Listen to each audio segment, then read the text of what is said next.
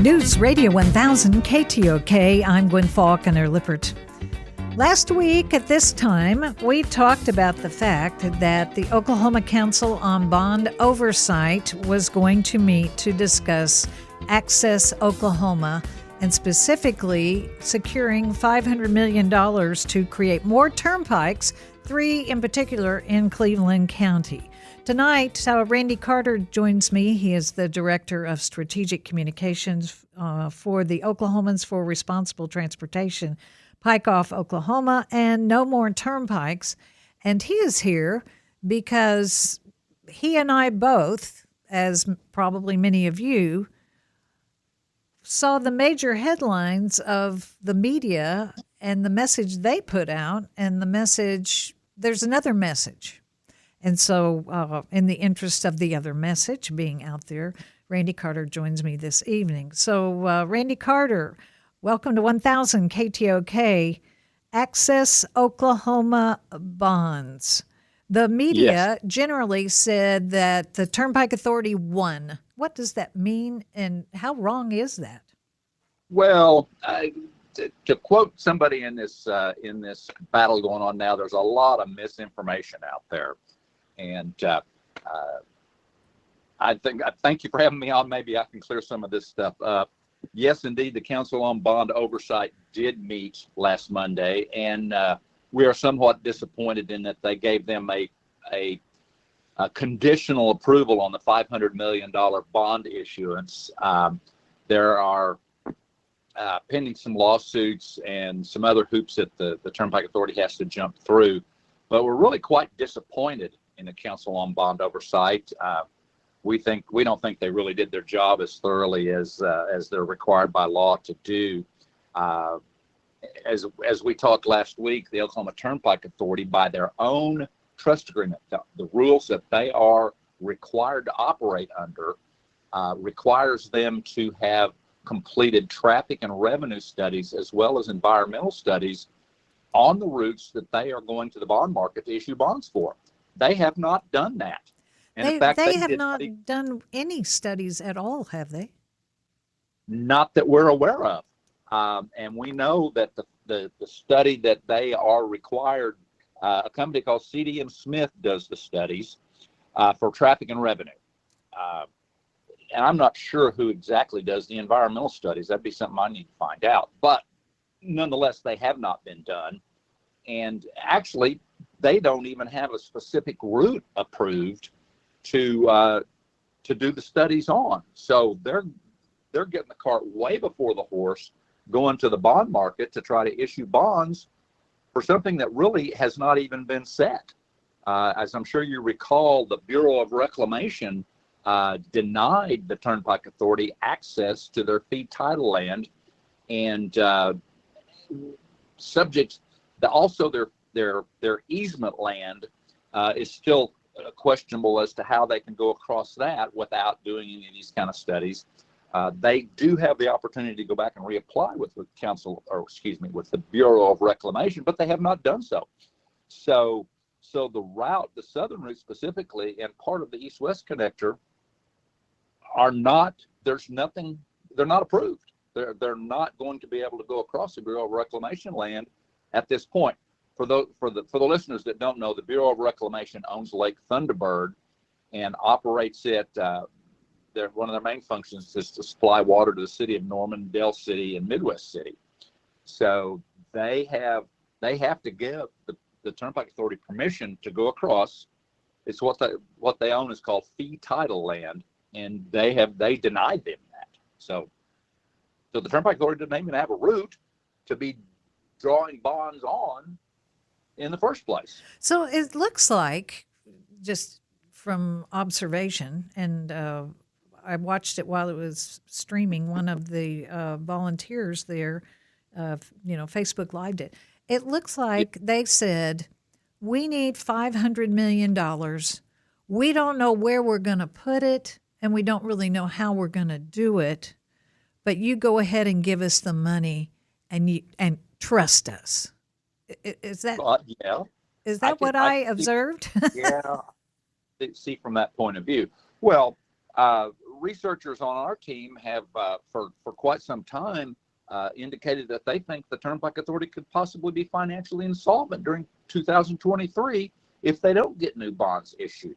And so in my opinion, that's one of the reasons that they are pushing so hard to try to get bonds issued, is because they're financially in trouble.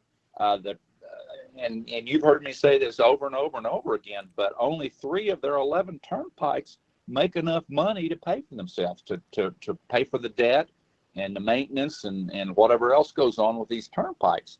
11? We have 11 turnpikes in Oklahoma? Yeah, there's 11 different turnpikes in Oklahoma, and 3 more proposed. So that'd bring it up to 14 turnpikes. Oklahoma has more turnpikes.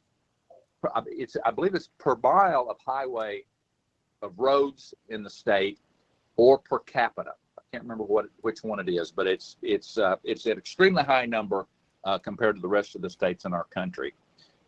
And as I understand it, there are 7 stipulations or 7 conditions that the bond commission is going to consider before they grant this money. So instead of it being a win for the Turnpike Authority, they've still got to answer 7 other things, correct? Yes, they have some more hoops that they've got to jump through. One of those hoops, as I understand it, was just reduced on Friday. I understand that the Supreme Court, and I haven't seen the ruling, it's only been a note on the OSCN site that's saying that they denied our request for a rehearing on the bond authorization case. So that I haven't seen the details on it. That's just the headline of the story. So I don't know much of the details, but okay. So now there are 6 conditions: no studies, no set route for 3 turnpikes. Correct?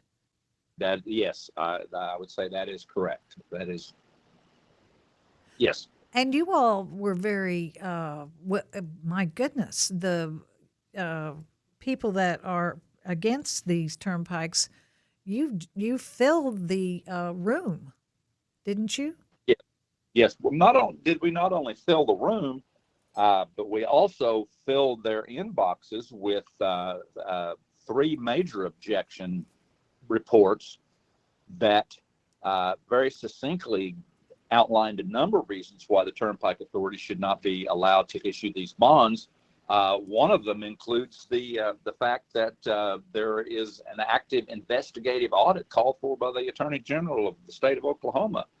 Getner Drummond back at the beginning of the year, or in the first quarter, called for an investigative audit on the Turnpike. He said he's seen allegations of wrongdoing regarding the Oklahoma Turnpike and requests an investigative audit. And State Auditor Cindy Bird is in the process of doing that right now. They're just in the beginning stages of it. Now, was that one of the 7 stipulations, or is this outside of those 7?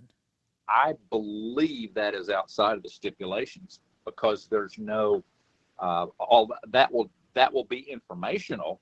Now, when the Attorney General gets that information, then he could conceivably take action, legal action, against the Turnpike Authority. And my people seem to think that the researchers that are doing a lot of work on this seem to think that there's a lot of fodder for that possibility. So. Talking with Randy Carter, he is the Strategic Communications Director for the Oklahomans for Responsible Transportation. We're talking about Access Oklahoma and the most recent developments.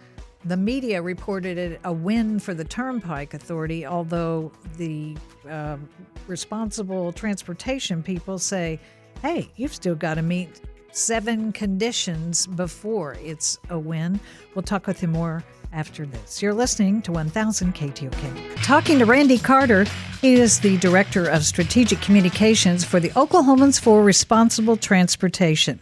They are a group that is trying to stop a plan called Access Oklahoma, in which 3 turnpikes will be built across Cleveland County.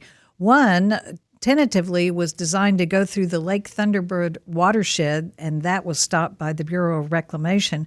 So, Randy, let me ask you, what are the other 7 stipulations, or what are the significance of these stipulations? I know the vote was 3-1, so I think that means that 3 of the commissioners voted for it, or members of the commission, and 1 voted against it, correct?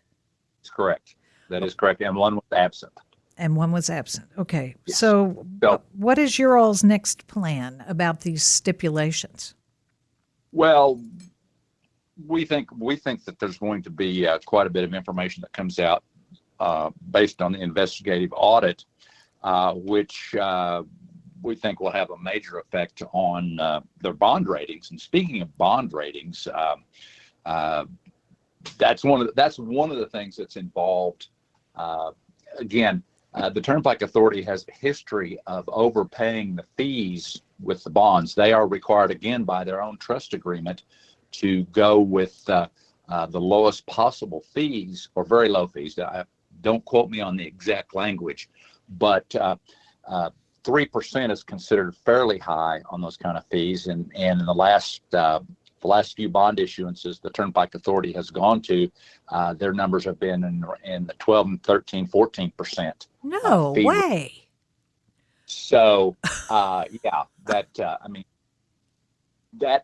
by their own trust agreement, the own agreement that they have with the bondholders, that they're supposed to abide by. I mean, they should have the integrity to abide by those trust agreements, but they have not. That's one of the recommendations, or one of the conditions for the Council of Bond Oversight to approve this, is the receipt and approval of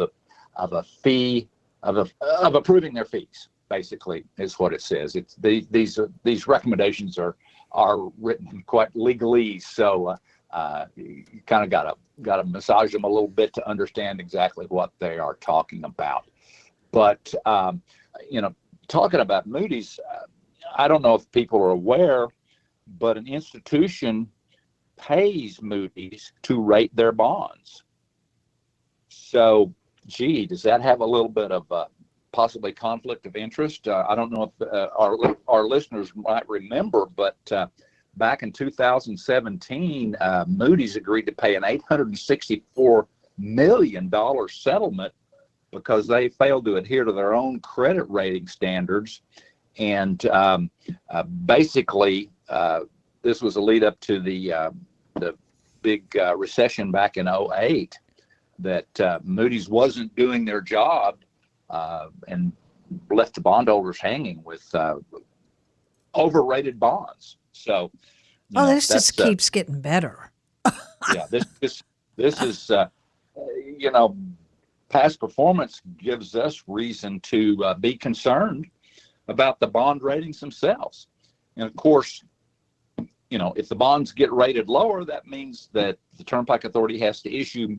Again, I'm not a bond expert, but the lower the rating, the less valuable they are to investors, the more the Turnpike Authority will have to sell.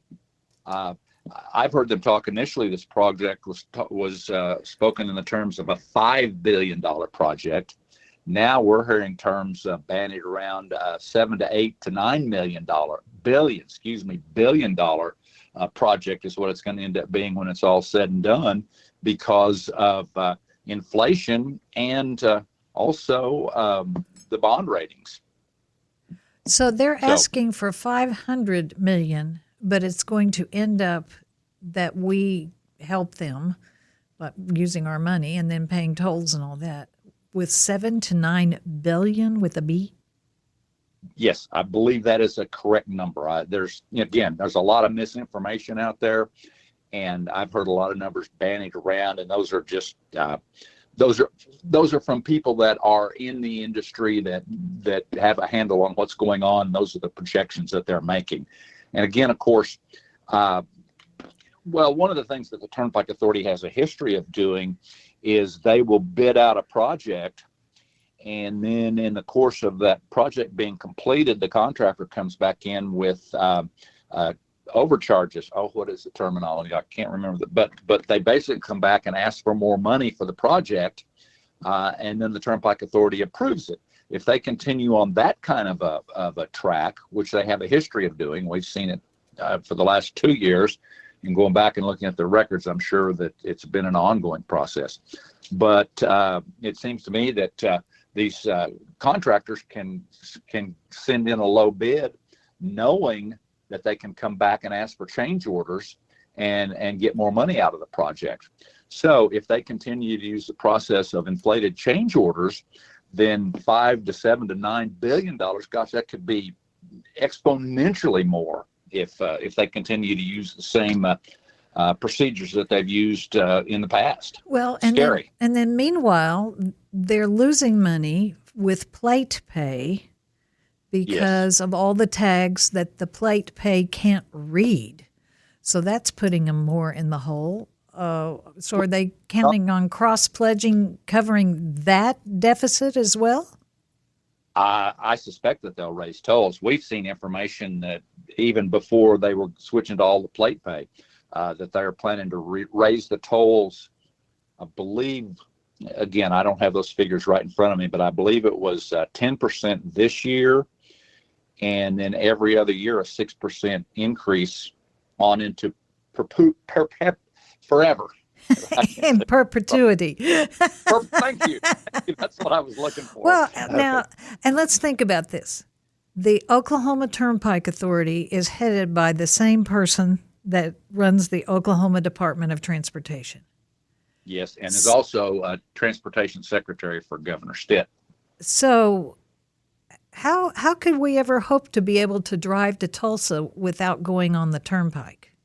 Or how there are lots of ways to get there, and it only takes about 15 or 20 minutes longer. A lot of my friends in this fight says I'll never drive on a turnpike again, and a couple of them have kids that are playing sports that they go to Tulsa occasionally, and they take old Route 66 and some other highways. And for me, out here living in the Lake Thunderbird watershed, I can go out I-40 and then catch 75 up or something like that, and it's not that much further. The free highways, yes. The free highways that we pay for out of our tax dollars. Oh. That's right.